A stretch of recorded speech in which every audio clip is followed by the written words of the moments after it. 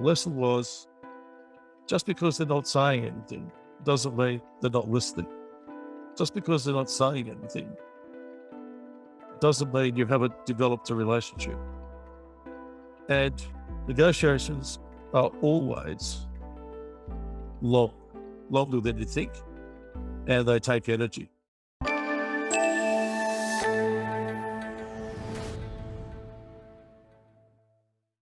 We encourage everyone to please turn on your webcams so that we can better connect with each other. If you have any questions at any time throughout the session or would like to comment on anything that was said, then please feel free to type them in the chat box. We have our special guest, Kaylee Chu, here with us, who is one of our past guest speakers, who will select the questions to be addressed throughout the session. Please also note that this session is being recorded, so it may be shared on social media. Negotiations can be daunting and is one of the most valuable skills to master. You want the best possible outcome, but getting there isn't always easy or possible. Each negotiator can have a different style to deliver the best outcome or specific to the situation we face in our everyday lives. Tonight, we are very honored to have Steve York as our guest speaker.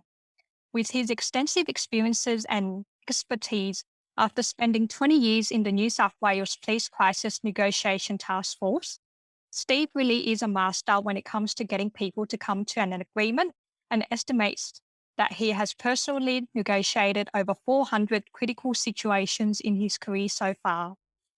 He is the co-author of an Amazon best-selling book, Negotiation Evolved, and is currently completing his second book.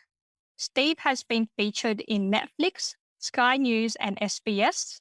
He has provided training to various universities and companies across the globe. He believes that words changes people's lives. Thank you, Steve, for being here with us.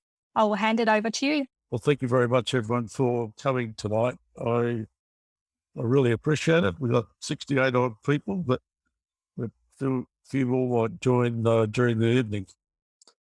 So my presentation, we're going to have Kaylee help me with some of the slides and prompt me about some of the things I might miss. She's really good at that. So I just thank her very much for Kaylee helping me tonight. Negotiation, has become a big, it's a big thing. There's been lots of people written books on it. I've been to a number of presentations from global experts, but I really think that the training I did and the work that I did gives me a good background to be able to talk to you tonight and to teach negotiation and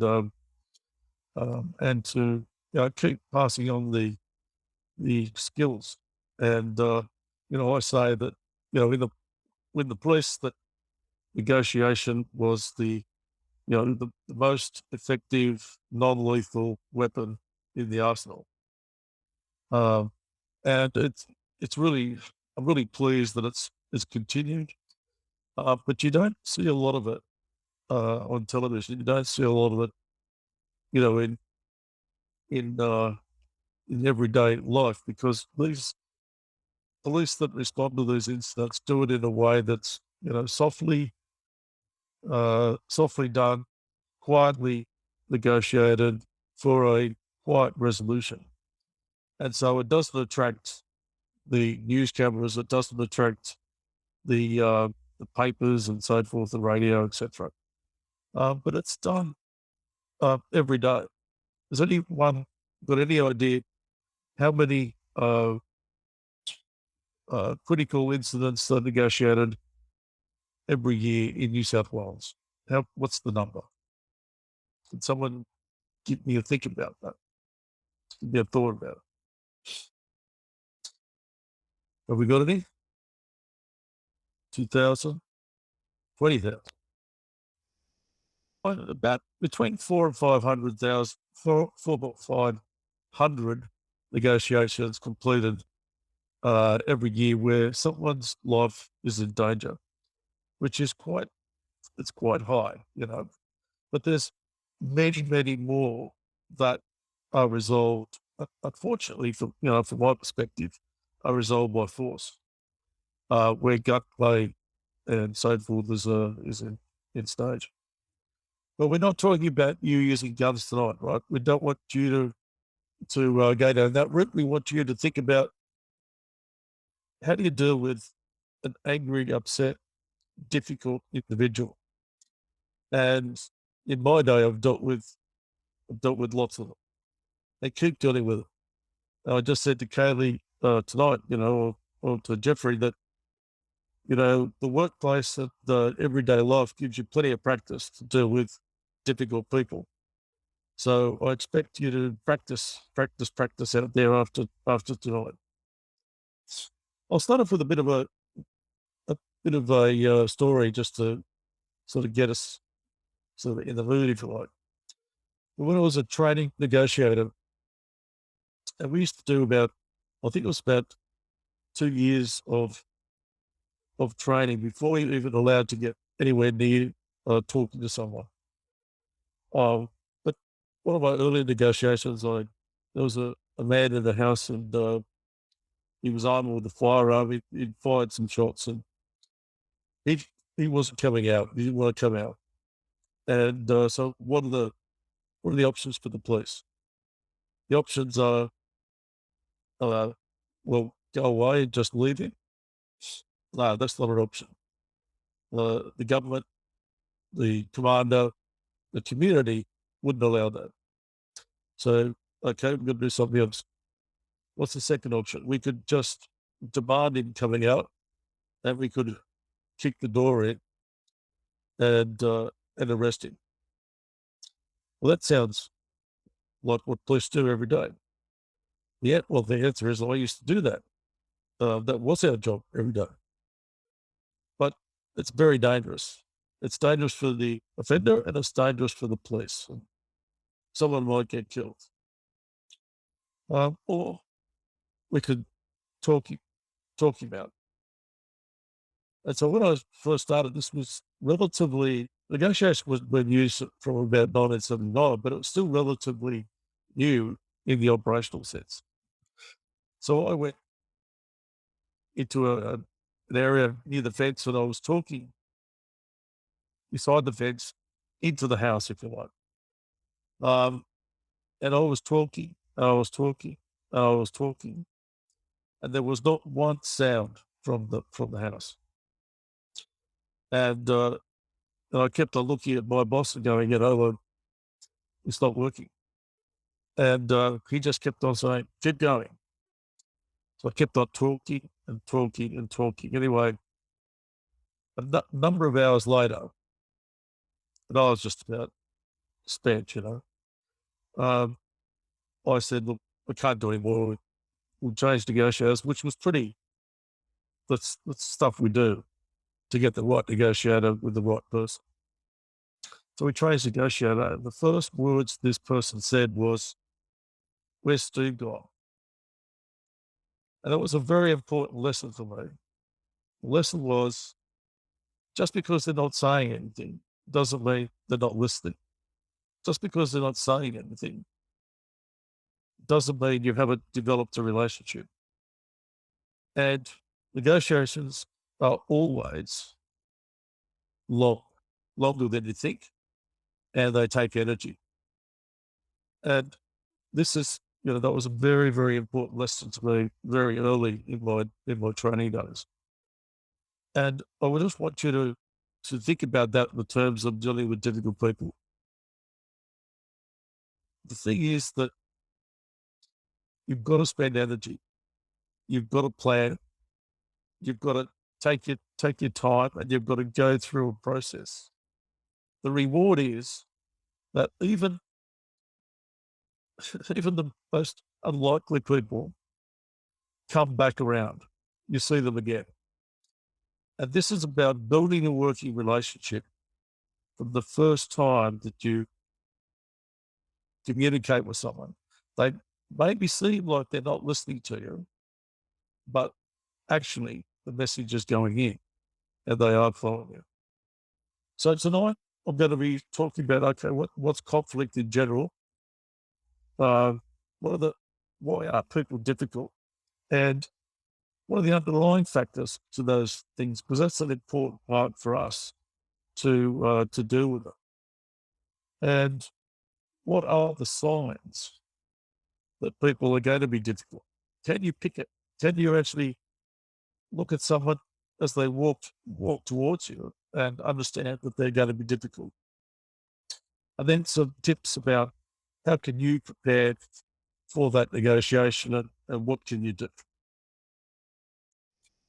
All right, so we'll start off.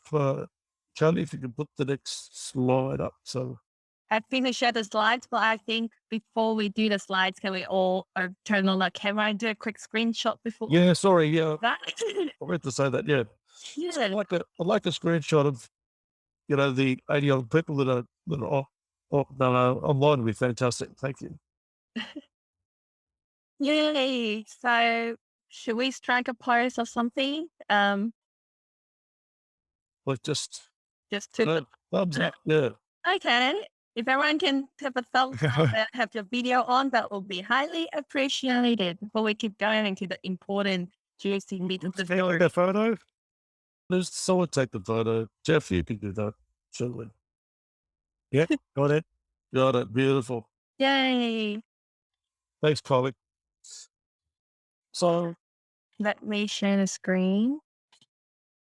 what is conflict? Has anyone got any thoughts around that? Disagreement? Yep. Differing opinion? Absolutely. Yep. Differences? Yeah, that's right. Different aims. Could be misunderstanding. I say that to my mother all the time. Develops an argument. Yep, that's fine. Give something. Two opposing views. That's great. So the dictionary says that it's a struggle, a trial of strength. And I've seen a lot of those things. There's a trial of strength and trial of power sometimes. A disagreement, inconsistent, a clash with any dear person. I think we all got that. We sort of know what a conflict is because we come across it all the time. And I even come across it. I come across it in the workplace all the time, especially in big organizations where I've done consulting and things. And you try and get to the to the root of the problem, right? But when I've done a lot of mediation to keep my active listening skills and everything else. But I've done a lot of community mediation, and I'll never forget this one where we started the community mediation. It was about dividing fences, and as we started, I said I gave the rules about what party speaks first and the other party, and then we have a one-on-one, and then we have a last session to try and resolve the situation. So we start the session. I say, well, you go first this time, and the other person will go first after that. And the first statement this person said was, it all began 35 years ago. And when this person kept on parking their car on our land, and immediately knew this was going to be a long negotiation, a long mediation. And the thing was that this divided fences was the biggest complaints and the biggest area of mediation in the community justice for New South Wales. And these people were passionate about their position, and they were passionate about what it meant to them and how it affected their lives. So you don't have to go far to find a dispute, I can tell you. So if we look at take it to the next slide, Joey. So why are people difficult? Well, because they're people. They've got their own positions, their own power situation, their own hates, all that sort of stuff. But everybody is different, and they bring those differences to every interaction with other people. So why are people difficult coping? Let's go to the next slide. Emotional gain or satisfaction, like this power thing is so prevalent in big organizations, and loss of face and preventing loss of face, that it creates a lot of conflicts. And we say, what was the root cause? No one really understands the root cause, but it could go back 35 years when someone did something to someone else. I saw this in the police. There was, everyone knew there were the combatants. And when they got together in a room, everyone used to wait for the power struggle and what would happen, especially the negotiators, because, they were looking at the body language and trying to predict what would happen. And a lot of it was around control, to demean, to get their power through negative actions. And I just saw a very good comment there. So people having bad childhood or poor role modeling when they were young, it could very well be that. People just don't. People take their whole childhood, everything with them. Funnily enough, and when they enter something, such as for example, a meeting where the outcome may have a negative impact on them, they will fight for their position and make sure they get their way, even if it means sacrifice. Yeah. But there's also other people that the loss of face in itself is demeaning, and they'll react to that. So what are some of the underlying factors? Well, it could be cultural, religious, could be morals, uh, ethics. It could be that they're just intoxicated. How many people use drugs? How many people use drugs the night before? And then, you run into them at some situation. It always reminds me about, there's a criminal called Benny Smith. Who was a very infamous criminal. And, he was a drug dealer. He was a murderer, just an enormous criminal background, right? His last murder was of a tow truck driver who flashed his lights on Coogee Bay Road, and annoyed Nettie. So Nettie got out and shot him to death. Just remember that when you look at Parramatta Road on a busy afternoon or any road, the 10% of people on that road have got a pre-existing psychopathology, whether it be, like just depressant or there's a sociopath, whatever. 10% of the people driving those cars at any one day have got mental health issues. So stop those road rages, right? So how do we know that a escalation is going to happen?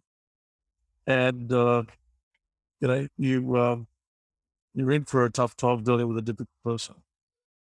Has anyone got any ideas? What are the signs we might see? Come on, team. Raise voice. Absolutely. That's a very early sign. When they say increased body language and increased tension, what was that?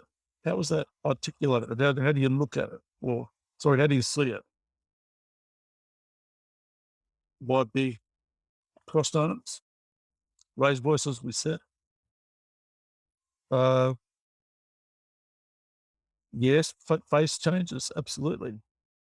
Talking over one another, that's very true. I think someone's said there that people go into a fight or flight mode. There's also a third one. I think there's a freeze mode. And that's exactly right.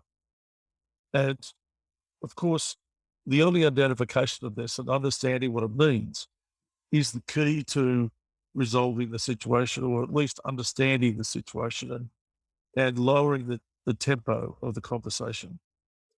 I say that, the first word you say actually determines the bottom line.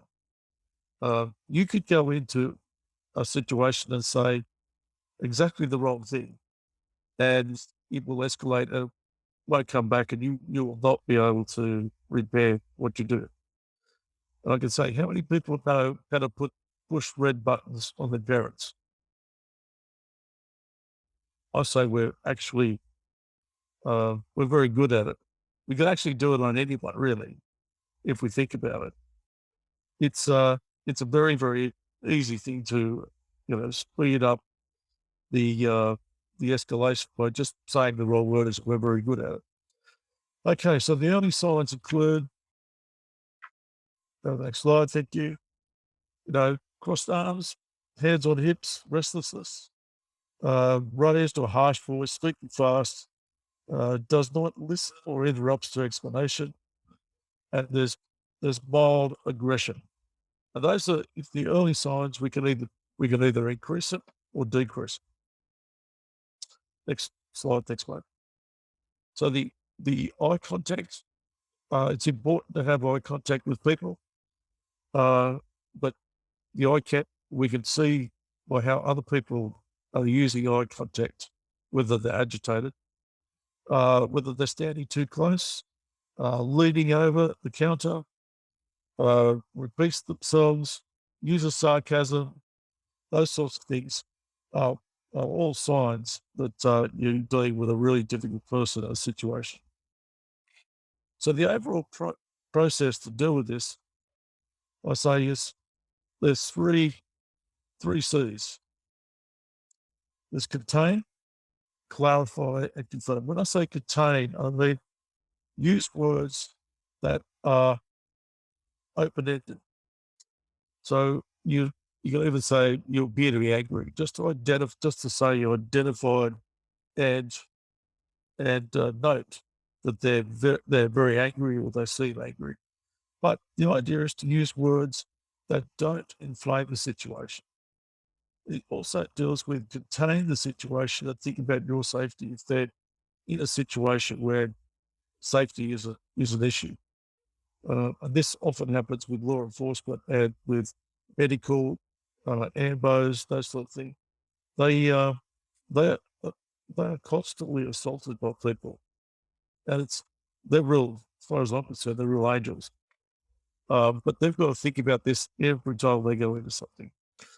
The next stage is the middle. Is to sort of understand what the problem is, and try and forget about the symptoms, which is the raised voices, restlessness, all that sort of stuff, and start asking open-ended questions, paraphrasing where you think you're getting to the uh, to the real nub of the situation, and say, um, you know, you've said this. Is that am I right? And so you're repeating what they're saying, but in a way that you paraphrase it.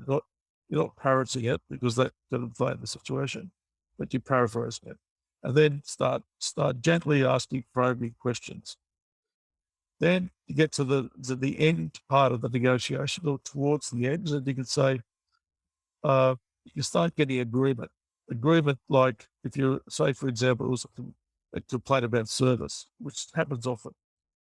You can say, well, we understand that you're, very upset about the service. You can say that we've spoken about this, we've spoken about that, and we've got to this stage now that please accept our apologies, and we will write to you or do whatever. But there's a process. You can't say that unless you've gone through the contain bit, the clarify, and then the confirmation bit. But there's a process, and you can learn it, and you can learn the active listening skills inside that process to be able to deal with it. Okay, the tips around your body language. Let's start about what we can do. This is probably the most important thing is about you want to take something away from tonight. So what can we do with 70% of nonverbal language? So don't forget, that your actions, like everything that you do, is actually read by other people and interpreted. Now, it might be wrong, but nevertheless, it's taken into account. So make your body language open, and just as the person in the photograph there is hands upwards, open and close to your body. Don't put it out, but about where he's got it there. Consider that confrontational stance is also confrontational to the person. So just slightly side on, just so you get deal with the person, to still see the person, and they can see your hands. Now, also from police training, a side-on stance is less mass that a bullet can hit you. So if you ever have to use that, that's an important thing. Distance, say about 2 meters away, is also very important for safety. Eye contact should be made, but don't stare at people.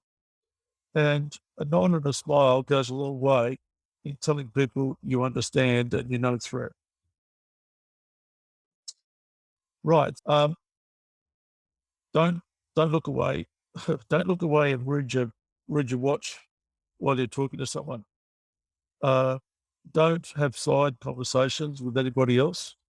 If you're going to have a conversation with somebody, tell them what you're doing and why you're doing it. Don't go in close, as we've said before. Don't cross arms when you're engaged with the people, because that is, just sends a whole thing about you're defensive about the situation. So that's some of the things you can do and don't do when dealing with angry and difficult people. The next slide comes from the FBI. To acknowledge them in this, but this fits in with my approach of a negotiation, starting with the beginning, the middle, and the end.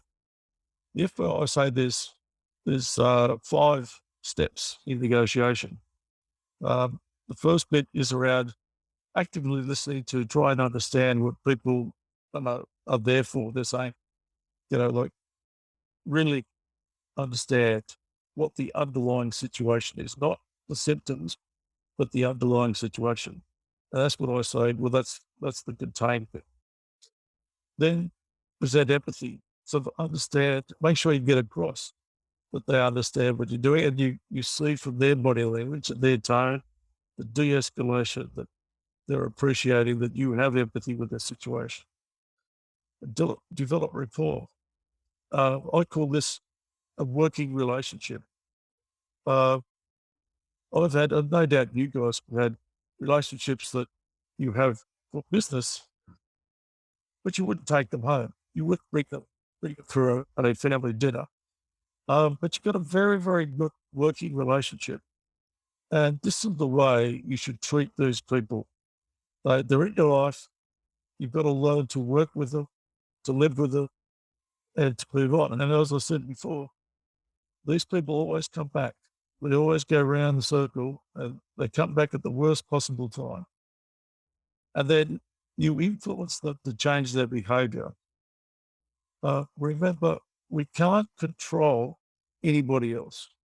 All we can do is influence them by what we do. So if we have the bad situation, then, we cause a drama for them. That's the influence that they'll take away. And it could go into a negative situation. So there's that negotiation approach and process that links in there. I also say this is for more detailed teaching in negotiation, which I'm teaching the corrective services negotiation and rewriting their manual, etc. And I've over the years I've developed a way of breaking down negotiations and finding out what are the real factors that are affecting negotiation. And the first way I look at it, next slide, Kelly. The first way I look at it is is a pyramid of critical factors. First of all, understand what the preparation is. A preparation might be, has the person in front of you really thought about what they're doing, and have they based it on, things that understood and we can compare. In other words, might be a complaint about the price of something.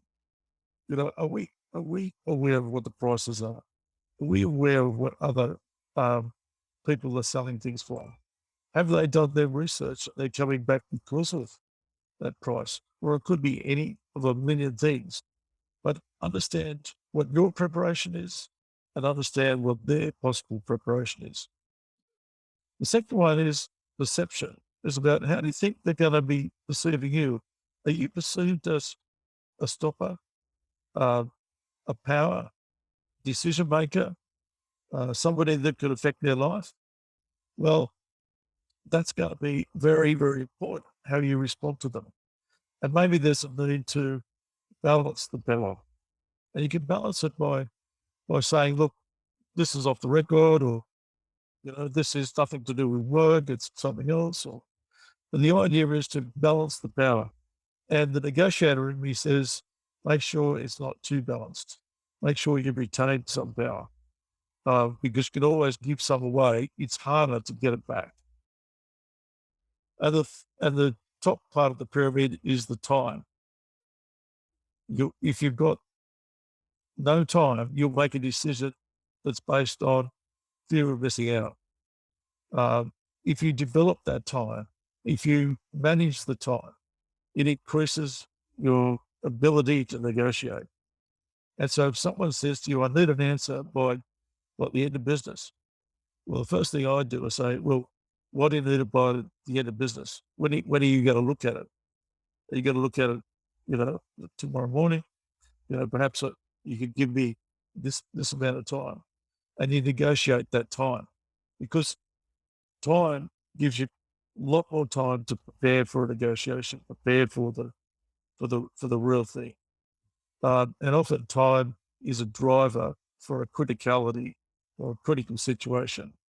And yet 10 minutes, an hour later, that criticality may never, won't be there. Be something, it'll be a completely different situation. That reminds me of a story that I went to the Gap, and I'm sure the people in New South Wales know the Gap. It's where a lot of people go and commit suicide, unfortunately. And I got called there. It was a rainy night, and it was just a terrible situation. But when I got there, the rescue police made me put on a harness, and they roped me up so I couldn't fall. And I finally got down to where the person was, and there was this man who I immediately recognised. He was wearing a suit which was absolutely soaked, and he was drinking cans of beer out of just out of a carton of cans. And I started to talk to him, and the short story is it was very hard to hear him. The wind was taking away my voice, and it was hard to hear what he was saying. And I finally got the story out of him.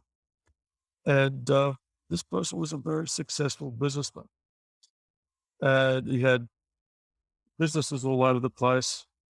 But what had happened is an issue with his family that he couldn't control and he couldn't influence. And he was just outside his coping mechanism. And we talked through it, and we, he said, you can't solve this. And to be honest, I couldn't solve the personal problems. It was just beyond that. It was to do with medical situation. It was to do with how people were sort of working in the family against one another. It was just an enormous amount of stuff, but he was beyond it. I was able to talk to him and develop a working relationship and bring him back from the edge by saying, how about we have, this is really windy out here, it's hard to hear you. How about you and I have a beer back at the police station? Um, you've got to come back so I can go off duty. But let's go to the police station and I can be off duty, then I can have a beer with you. And it was that one sentence that he looked at me and then just stood up and started walking towards me. No, it's just amazing. And I saw that man about 10 years later, and it was in the city, and I was just walking past him. He looked at me, he recognized me, and I recognized him, but I didn't say anything. But it was really pleasing that that person basically came back from a situation which, 4 or 5 hours later, he was back in charge. He was back in control. He just needed the time to be able to really take a step back and get himself back together and get those coping mechanisms back working. Now, this situation, maybe not as traumatic, could happen to you, could happen to one of your family. Having the skills and practice the skills to be able to do this stuff, it's just amazing how many people just see the coping mechanisms just come over them. They can't deal with the situation. And so they lash out at other people. The ability to be able to step back, take it through the problems, and be able to deal with it in a logical way is such a great skill. So let's just summarize for the night. Remember, speak slowly and clearly. If you like, you can do a bit of an experiment around some tables, by yourself. If you speak lower and slower than other people, they will eventually match you. And if they're speaking lower and slower, they're less likely to be agitated. You can actually lower the whole tone, and it's just an important little thing you can do. Don't interrupt other people. I've got a bad habit of sort of deciding where people are going in their talking, so I'm impatient, so I finish their sentences sometimes. Uh, remember, put your negotiator's hat on, sit back, and allow things to happen. Repeat key words or phrases to demonstrate that you're actually listening and understanding. And basically, take time. Take time to be able to assess the situation and manage that. Remember, we can't control people, but we can influence them in what we do. Just think about the work that I did and the negotiators and professionals out there that are doing this every day, and they're changing people's lives just through the words they use.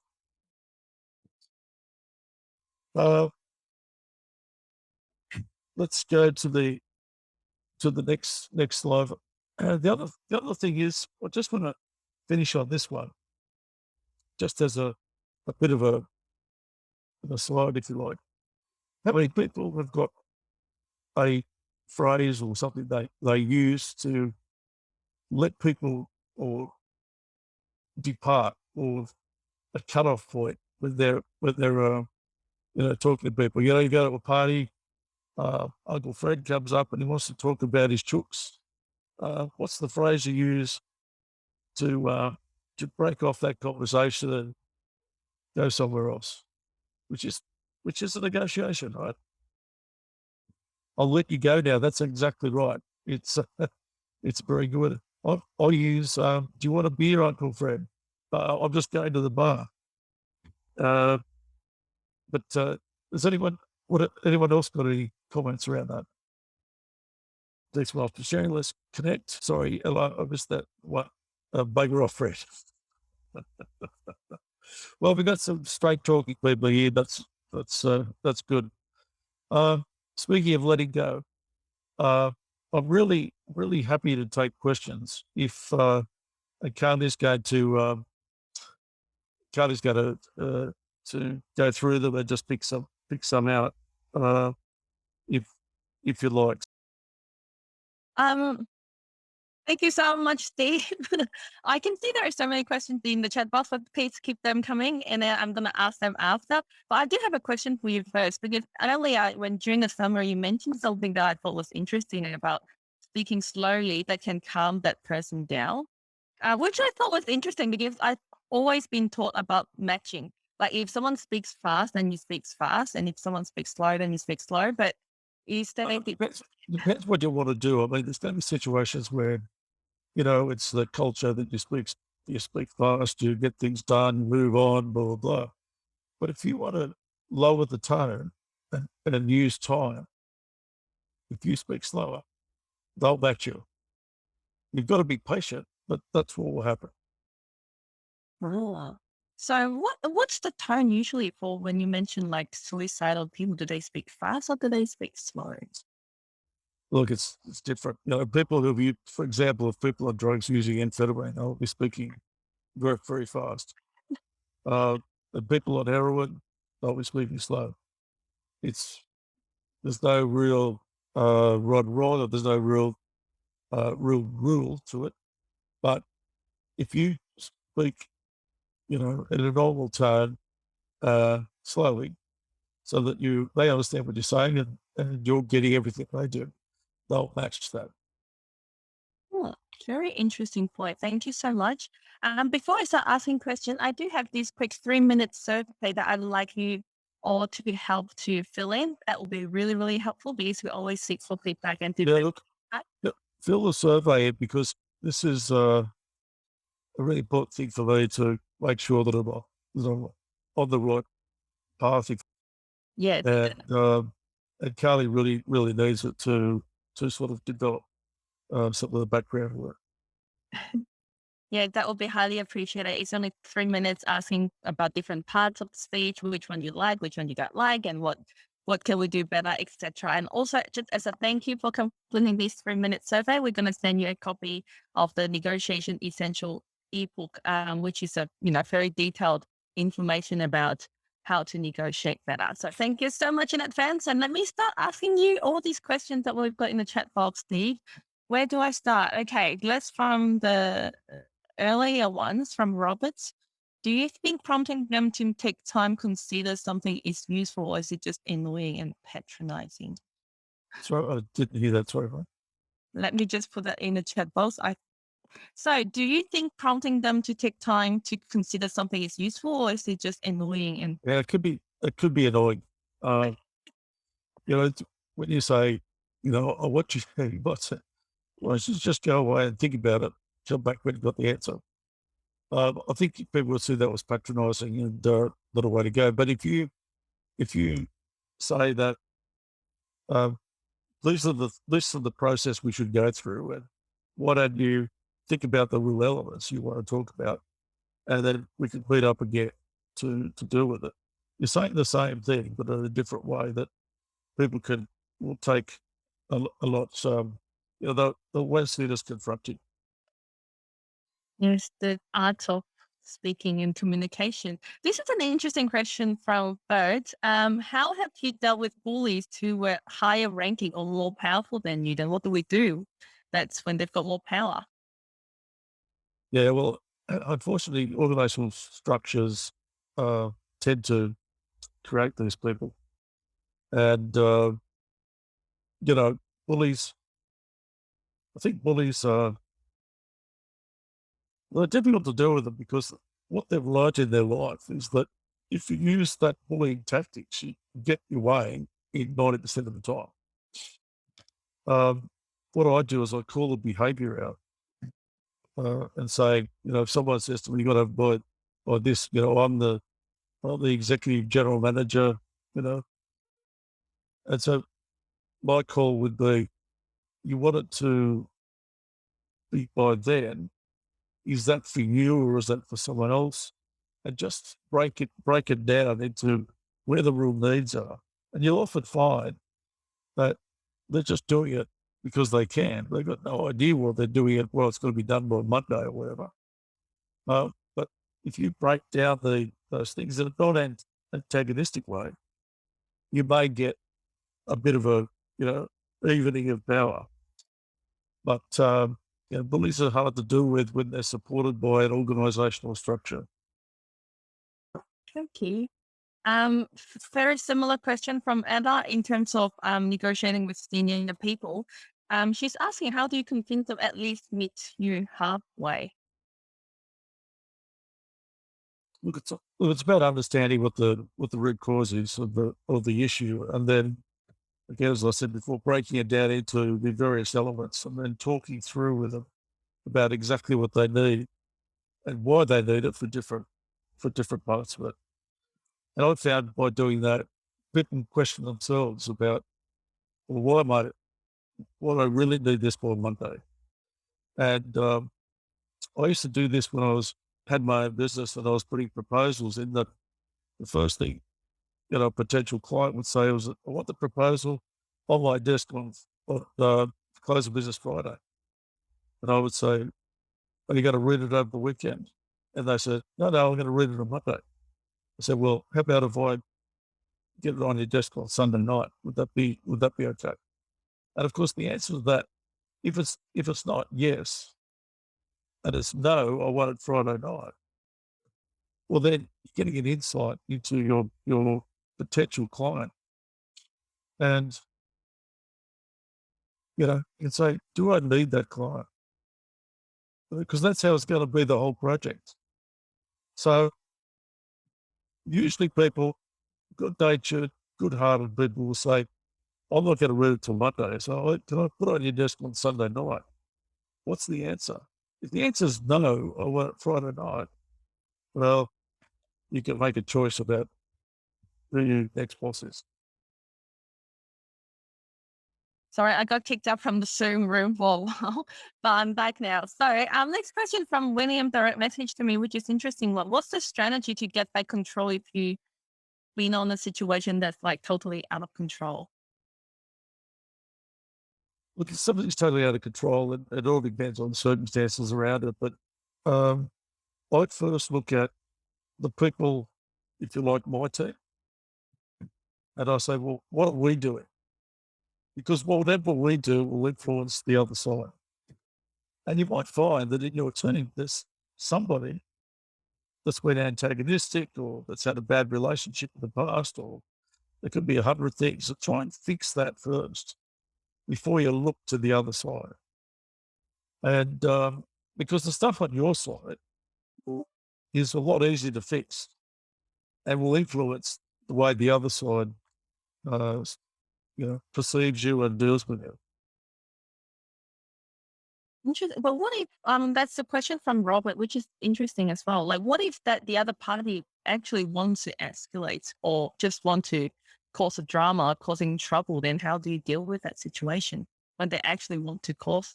Yeah. Well, it's about letting go, right? Can you let go without losing, some of your power, or is it going to really affect something else? In other words, it's the personal health safety, you know, uh, because this does affect your health. It does affect your mental health. And someone asked a question there about a situation. Did you fail there or thereabouts? And the answer is yes. I had a man that drank cyanide in front of me during a negotiation. And contrary to James Bond, it takes a long time to die from cyanide, let me tell you. But the thing is that you can't control that person. If you go to a bad negotiation, you've got to be able to let go and protect yourself. And so for this, I'm afraid I'm going to the bar to get you a drink, but don't come back. If that's the way I'm going to do it. And if you're protecting your health and your mental health, then that's what you should do. Even if that's Uncle Fred is close to us or someone important to us. Well, again, it's always situational, but I think it's about determining your behaviour as this is how I want to be treated. This is how I deserve to be treated. Um, we're supposed to have an egalitarian society, but it's never like that. It's always somebody that's got more authority, more power, whatever it is. So you've got to be very consistent in your communication, very consistent behaviour. And, like I say, you got to stick up for yourself sometimes and, develop those boundaries so people will actually respect you. Oh, thank you, Steve. One last question. I'm aware the timing is always 8 o'clock. So just one final question, because Louise asked the question twice. I want to make sure that is answered. So when you talk about the 3C model, which is contain, clarify, and confirm, have you ever made an error? And if so, how did you bounce back? Well, I've just told you about an error, and I don't know what the error was, but obviously something I said or the team did or whatever caused the person to drink cyanide, right? He'd been saying all night that he was going to drink cyanide. After a while, we thought, oh, that's probably unlikely. But we continued anyway. How do we bounce back? Well, I've talked to my teammate only a couple of weeks ago. She still hasn't recovered. That was 30 years ago. Personal resilience is something you can take with you everywhere. Eat healthy, drink properly, uh, exercise. That's sort of stuff you've got to do as a basic. But you also should, if you're in these high critical situations all the time, you've got to train for it.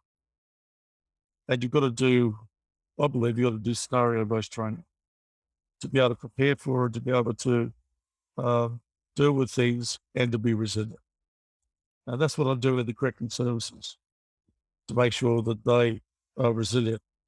And they deal with, some every day they're dealing with some sort of issue or problem because of the environment they're in. And right now they're not getting visits and they're not getting, they're locked up in their cells for 23 hours, getting an hour's exercise. You can imagine how that's affecting people's minds. Mm. Thank you so much for your share, Steve. Thank you. That was very powerful sharing about negotiation and how words can change people's life. Thank you. And just a little reminder, I just put the survey again. Make sure you go to the bottom and hit the submit button so that we have your email address so that we can send you the ebook for Negotiation Essential. And there are a few questions in the middle that might be a little bit confusing when I have body language and the 3Cs models, etc.